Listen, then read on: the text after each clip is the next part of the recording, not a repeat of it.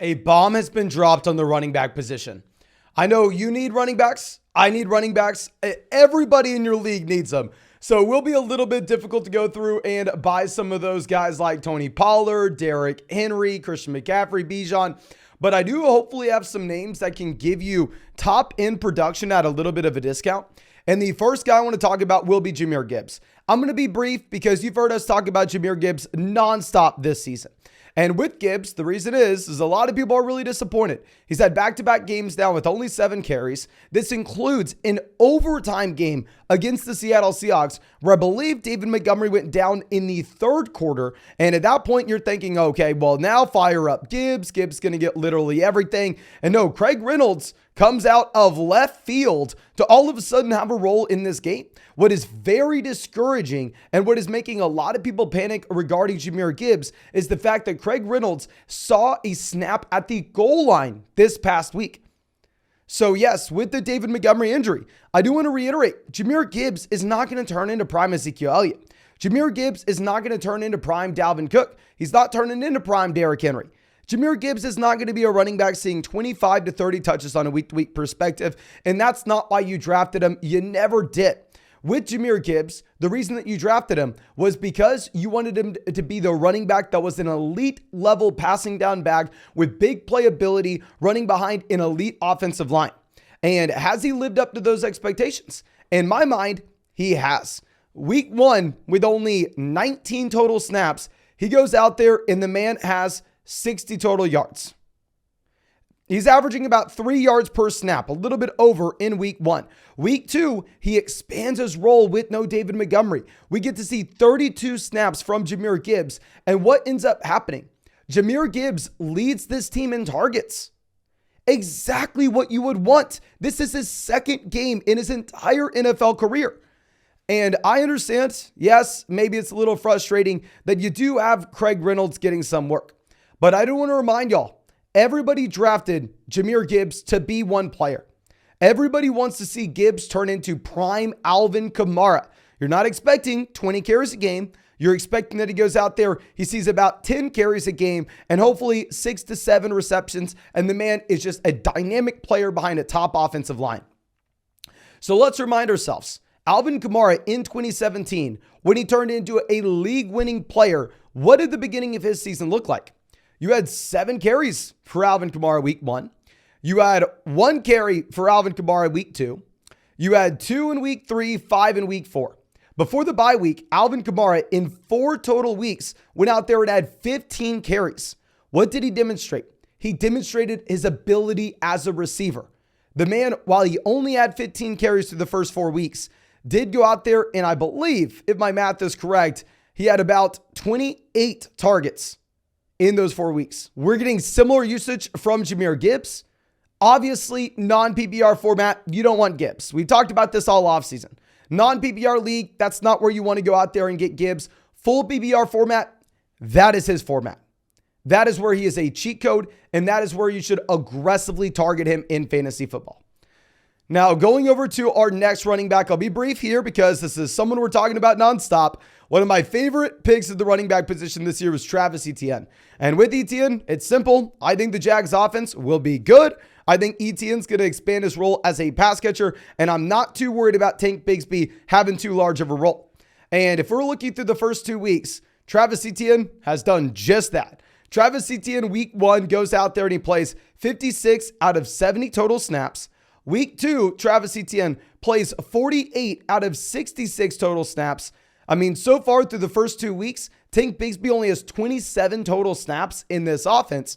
And then with Etienne, he is also expanding his role as a receiver. He's averaged 4 targets through the first 2 weeks now, which is similar to what he did his final season at Clemson. This is exactly what we were looking for. I mean, he went out and this offseason, he told us he was going to be involved more as a receiver in this offense. And yes, it was a nasty game where the Jacksonville Jaguars lost 9-17 to the Kansas City Chiefs this past week. But going forward, should we expect the Jags offense to be a bad offense all of a sudden? Is this the new norm? My answer would be no. And if we cross-reference this with what we have with Las Vegas sportsbooks, I mean, hell, they're putting the Jags as 10-point favorites this next week against Houston. They have the Jags with the 6th highest implied team total in the entire NFL, only behind the Chiefs, the Cowboys, the 49ers, the Dolphins, the Chargers. So I think that this will be a good offense where Etienne's seeing every snap, where he increases his role as a pass catcher, and I like the player overall. Checks every single box, really no red flags with Travis Etienne. Now, as we go over to our next running back, I do want to put a little asterisk. This is someone that's going to be low in our rankings this week, but I am very excited about him long-term. But actually, before we get to him, of course, if you have not done so already, drop a like on this video, subscribe to the channel if you play fantasy football. And if you want to check out any of the pick'ems that you see in this video, you can find those on Underdog Fantasy. On Underdog, you can use promo code FLOCK for a 100% deposit match up to $100. Plus, you will get our updated 2023 fantasy football rest of season rankings and tiers. And you will also get a Daniel Jones special pick'em, more than less than half a total yard against the San Francisco 49ers on Thursday night. But going over to Javante Williams, this is a running back that is slowly but surely taking over from Samaje Perine. Now, full transparency, they've split snaps pretty much 50-50 through the first 2 weeks. If you're looking at the underlying snap counts, Samaje Perine is still very much getting used. However, if you go through and see exactly what we had from this team and their usage this past week, while Samaje Perine is out there and he's running routes, Samaje Perine really is not being used as an actual rusher. This is very similar to what we were talking about with our buy low candidate last week in Brian Robinson, in that if you looked at the usage between Antonio Gibson and Brian Robinson, it's like, okay, well, clearly Antonio Gibson's not going to be getting volume. The volume's going over to Javante Williams. And at the same time, he's getting targeted out of the backfield. And just like Brian Robinson, you have the same profile with Javante Williams. You have 30 snaps, but in those 30 snaps, you have 12 carries and 3 targets out of the backfield. So despite Samaje Perine running 25 routes, Samaje Perine actually had fewer targets than Javante Williams. Javante Williams was a running back coming off a completely destroyed knee. This is someone that's going to continue to expand his role as the season progresses. And I do expect this to be similar to what we were saying last week in buying low on Brian Robinson. We're really just going to be chasing the opportunity here. Full transparency, just like Brian Robinson, though, should be a pretty bad offense overall. Now, let's go over to our next running back. Let's look at Jonathan Taylor. Okay, Alvin Kamara was on our buy low rankings last week, and typically what I'm looking to do with these suspended players, with these injured guys, is I'm looking to trade for them about 2 weeks before they come back. Because if we're trading for them about 2 weeks before they come back, they're really not on the radar for a lot of people. And we've talked about the natural dynamic that people have whenever they draft these guys, such as Alvin Kamara or Jonathan Taylor. They're only thinking long-term. They're thinking, okay, well, what's this player going to get me in weeks 16, 17 when the fantasy football championship's here? Whereas when you get to the beginning portion of the season, they're only thinking about who am I putting in my starting lineup right now? Oh, Jonathan Taylor, he's doing nothing for me.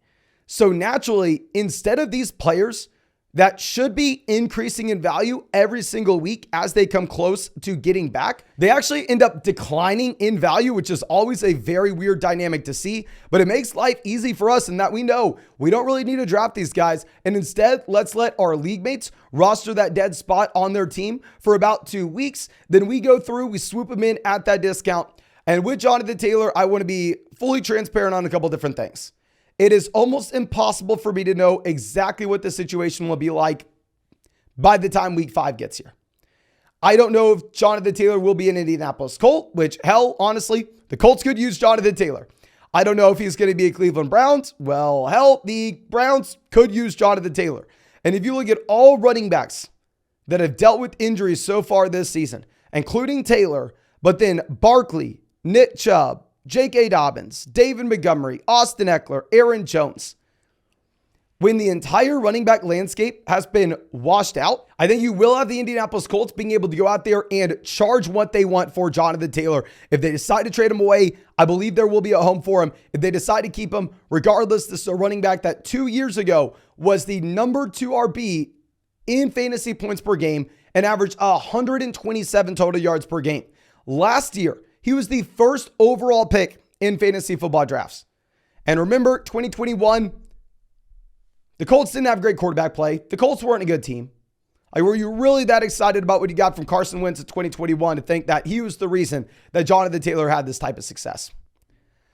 Now, going over to our next RB, we'll be brief. We talked about him last week on our buy low. We talked about him in the waiver wire this week. Roshan Johnson looking great. I mean, week one, the issue was, while Roshan did go out there and immediately emerge as one of the top running backs in Chicago, you still had this backfield split three different ways. You had Roshan, Khalil Herbert, and Deonta Foreman all seeing more than 20 snaps. Well, that's changed. Now you have Deonta Foreman no longer is someone that you have to worry about. And this has changed to be more so a 40-60 split with Khalil Herbert and Roshan Johnson. So we just had another one biting the dust. Roshan taking that step up on this depth chart. Still really excited about the future. But now going over to our next running back, someone a lot of people are worried about, and I don't necessarily think this is a go buy him under any circumstances. I think that this is okay, if you have a nice value, we can acquire him at. If the other owner's panicking, let's go send an offer. With Josh Jacobs, -2 rushing yards this past week. You heard that correctly, -2 rushing yards. He had 9 carries. It's not like he got injured. No, yeah, the man's healthy. One of the very few healthy running backs in the NFL.